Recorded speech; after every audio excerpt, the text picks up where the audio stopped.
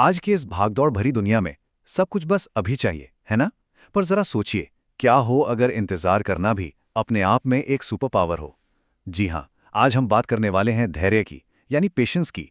और ये सिर्फ चुपचाप बैठकर इंतजार करना बिल्कुल नहीं है, बल्कि ये एक ऐसा स्किल है, एक ऐसा कौशल है जिसे हम अपनी रोज की आदतों से बना सकते हैं और मजबूत कर सकते हैं। तो चलिए एक नजर डालते हैं कि आज हम क्या-क्या जानने वाले हैं। सबसे पहले तो ये समझेंगे कि भाई ये धैर्य आखिर है क्या, फिर हम इसके पीछे के साइंस में गोता लगाएंगे और सबसे जरूरी इसे बढ़ाने के 5 प्रैक्टिकल तरीकों पर बात करेंगे। और आखिर में ये भी देखेंगे कि इस पूरी प्रक्रिया में धैर्य रखना क्यों जरूरी है। देखिए, सदियों पहले रोमन कवि हॉरस ने एक बहुत गहरी बात कही थी कि जिन चीजों को हम बदल नहीं सकते उन्हें धैर्य के साथ सहना आसान हो जाता है।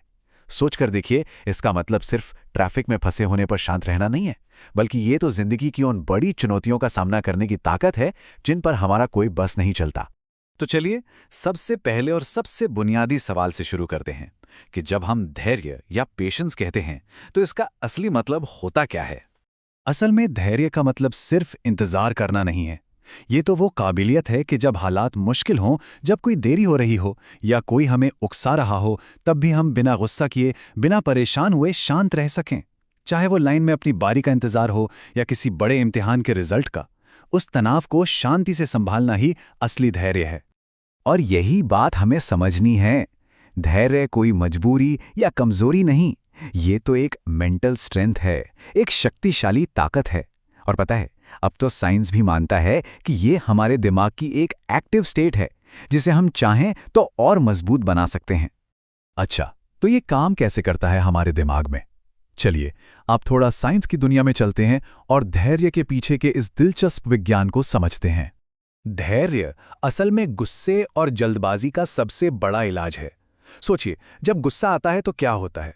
हम तुरंत रिएक्ट करते हैं, कुछ ऐसा कह या कर जाते हैं जिस पर बाद में सिर्फ पछतावा होता है। धैर्य इसी गुस्से और हमारे रिएक्शन के बीच का वो जरूरी पॉज बटन है जो हमें सोचने का मौका देता है। अब ये जो पॉज बटन है ना, इसके पीछे हमारे दिमाग का एक केमिकल हीरो है, सेरोटोनिन।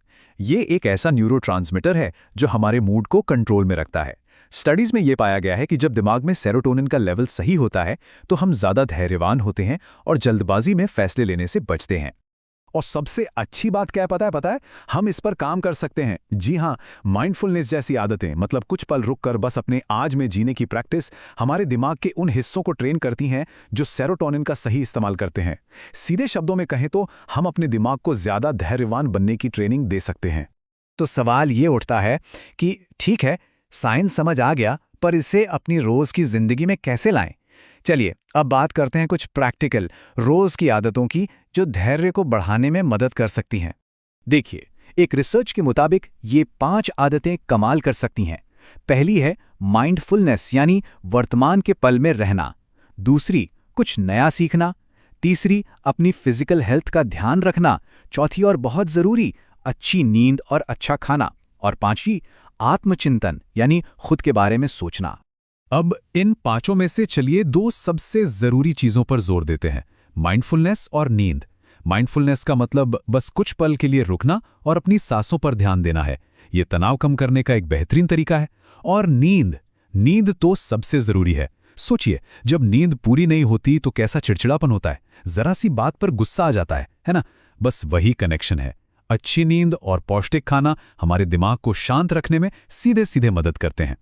लेकिन यहाँ एक मजेदार बात है, धैर्य को बनाने की प्रोसेस में खुद धैर्य की जरूरत पड़ती है ना? कमाल की बात। चलिए इसे समझते हैं। देखिए, अपनी आदतों को बदलना कोई एक दिन का काम तो है नहीं। ये एक धीमी प्रक्रिया है। इसमें समय लगता है, लगातार कोशिशें करनी पड़ती हैं और सबसे ज्यादा धैर्य रखना पड़ता है। ये एक मैराथन दौड़ने जैसा है, 100 मीटर की स्प्रिंट जैसा नहीं।